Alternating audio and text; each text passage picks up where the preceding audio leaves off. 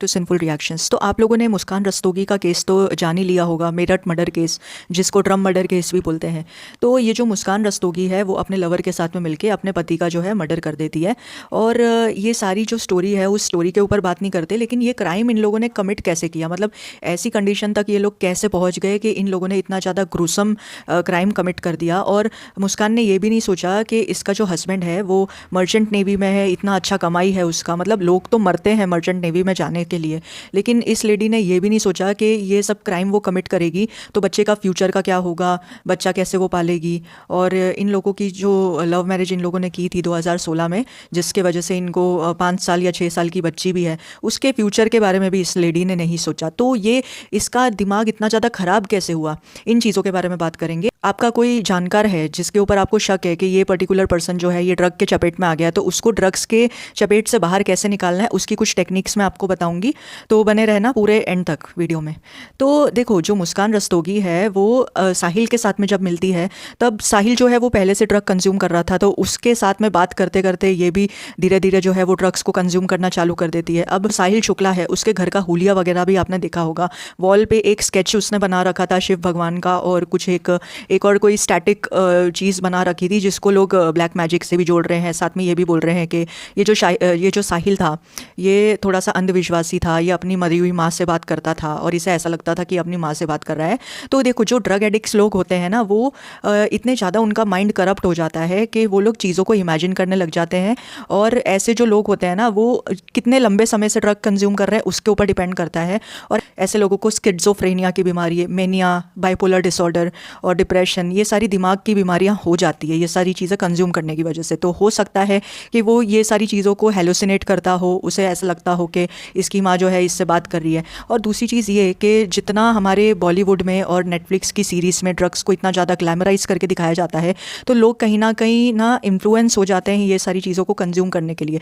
अब जो यूथ होता है ना, वो क्या करता है कि ये सारी चीज़ों को शौक में कंज्यूम करता है, लेकिन धीरे धीरे ये सारी चीज़ों को कंज्यूम करने की एक आदत सी पड़ जाती है। अब आप कुछ ऐसे केसेस देख लो, जैसे कि श्रद्धा वॉलकर मर्डर केस जो पूना आफ्ताब वाला ने किया था, वो भी ड्रग्स कंज्यूम करता था। और ये रक्षित चौरसिया जिसने वडोदरा कार एक्सीडेंट किया था, वो भी ड्रग कंज्यूम करता था।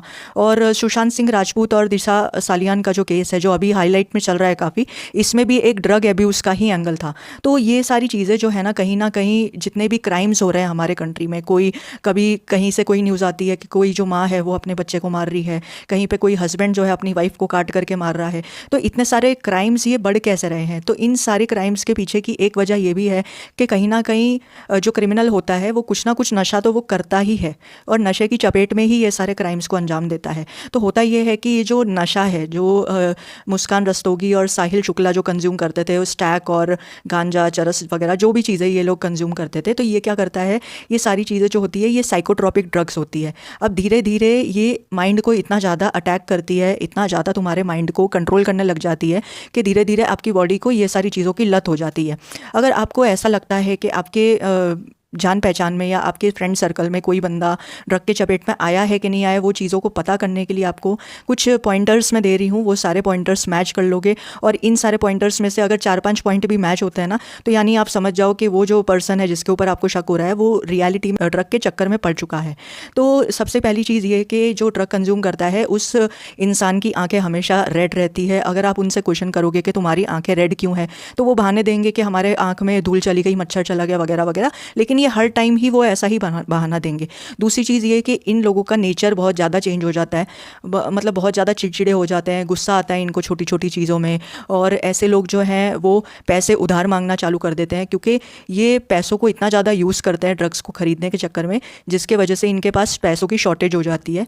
तो ये हर किसी से उधार मांगते हैं। जो इनके खाने पीने और सोने की आदत होती है वो भी चेंज हो जाती है। कुछ लोग होते हैं जो बहुत ज़्यादा सोते हैं, कुछ लोग होते हैं जो बहुत ज़्यादा एक्टिव रहते हैं। और खाने पीने की आदत अगर मैं कहूँ तो ये लोग जो होते हैं ना, इनको को बाहर का चटपटा ही चाहिए होता है, घर का खाना इनको पसंद नहीं आता है, जिसकी वजह से इनके वेट्स में भी बहुत ज़्यादा फ्लक्चुएशंस देखने को मिलते हैं। कुछ लोग जो है वो मोटे होते हैं, कुछ लोग जो हैं वो पतले होते जाते हैं। बात करते हैं कि ये सारी प्रॉब्लम से अगर किसी को निकालना है तो कैसे निकाला जाए। सबसे पहले तो ऐसे इंसान को आप डॉक्टर के पास में लेके जाओ।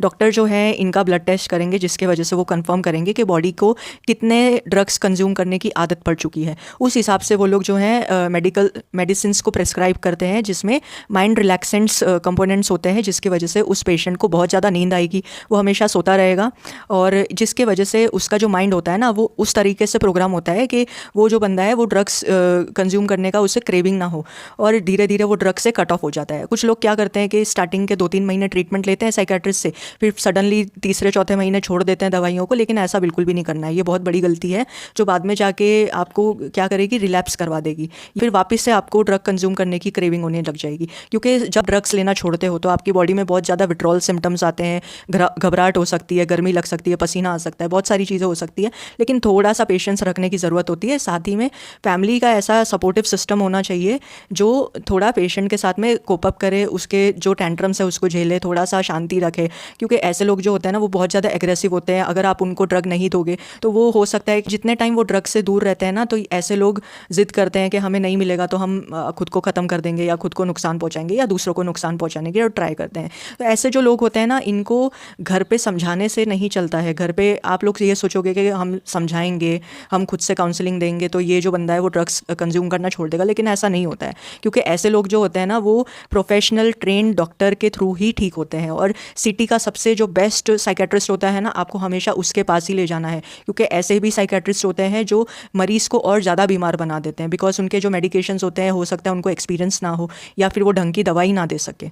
तो अगर आपको ये सारी चीज़ें फॉलो करके आप उस बंदे को नशे की आदत से छुड़वा सकते हो जो इसकी चपेट में चला गया है। इंसान जितना जल्दी नशे की चपेट में चला जाता है उससे कई ज़्यादा टाइम उसको नशे से बाहर निकलने में लगता है। अब आप देख लो, जो मुस्कान रस्तोगी का केस है, उसने ड्रग्स के इन्फ्लुएंस में आके ये सारी चीज़ों को अंजाम दिया, तो उसकी वजह से उसकी बच्ची का फ्यूचर तो पूरा ख़त्म हो गया। ना उसके पास पापा रहे, ना उसके पास मम्मी रहे, और जो भी घर वाले उसको संभालेंगे, कौन पालेगा पोसेगा, उसके ऊपर भी एक क्वेश्चन मार्क है। क्योंकि जो लड़के के घर वाले हैं यानी सौरभ के जो घर वाले हैं, उनकी कहीं ना कहीं मुस्कान के घर वालों से नहीं बनती है। फिर वो लोग कस्टडी के लिए फ़ाइट करेंगे कोर्ट में, और ये सारी चीज़ें जब वो बच्चा पूरा फेस करेगा कि किस वजह से मेरी माँ मेरे साथ नहीं है, उसको जब रियलिटी पता लगेगी। क्योंकि एक इंटरव्यू में मैंने देखा था कि वो छोटी सी बच्ची ने ही अपनी नानी को ये बताया था कि जो मेरे पापा हैं वो ड्रम में है। तो आप सोचो कि वो बचपन से ही कैसी कड़वी यादें लेके वो जिएगी, और फ्यूचर में जाके जब वो बड़ी होगी, वो स्कूल में जाएगी, तो स्कूल के बच्चे उसको बुली करेंगे कि तुम्हारी मदर का तो एक्स्ट्रा मैरिटल चल रहा था, उन्होंने अब तुम्हारे पापा को मार दिया। तो आप सोचो कि उसकी साइकोलॉजी के ऊपर कितना ज़्यादा बुरा असर पड़ेगा। तो ये सारी चीज़ें अवॉइड कैसे की जा सकती थी अगर मुस्कान जो है वो नशे की चपेट में ही नहीं आती। और ये जो नशे वाली प्रॉब्लम है ना, ये हमारे देश में बहुत ज़्यादा प्रेवलेंट है। मतलब आप कोई भी स्टेट में जाओगे ना, आपका अगर जुगाड़ है तो आप नशे वाली चीज़ों को इजीली एक्सेस कर सकते हो। मैं खुद गुजरात में रही हूँ ना, तो मुझे गुजरात के बारे में बहुत अच्छे से पता है। वहाँ पे जिन लोगों के जुगाड़ होते हैं वो लोग बहुत इजीली ये सारी चीज़ों को एक्सेस कर सकते हैं। पंजाब और दिल्ली तो ड्रग्स के मामले में बहुत ज़्यादा बदनाम है। पिछले साल मणिपुर का एक इंसिडेंट वायरल हुआ था कि एक पर्टिकुलर कॉलेज के स्टूडेंट्स जो होते हैं, कम से कम 800 से 900 स्टूडेंट्स होते हैं जो ड्रग्स के चपेट में आते हैं, और ये लोग इंजेक्शन के थ्रू अपने आप को अब्यूज़ करते थे, और कंटेमिनेटेड इंजेक्शन की वजह से इनको HIV का इन्फेक्शन हो गया था। तो ये सारी चीज़ें जो है ना, ये बहुत ज़्यादा सीरियस है। पहले तो क्या होता था कि जो बाहर की कंट्रीज़ होती थी वहाँ पर बहुत सारे क्राइम्स कमिट होते थे, लेकिन कहीं ना कहीं इंडिया में क्राइम रेट इस वजह से भी बढ़ रहा है क्योंकि बहुत सारे लोग जो हैं वो ड्रग्स की चपेट में जा रहे हैं। तो आप लोगों का क्या थॉट है इस मैटर पे कमेंट सेक्शन में अपनी राय रखना। चैनल पे नए हो तो सब्सक्राइब करना, वीडियो पसंद आए तो लाइक करना। Thank you so much, bye.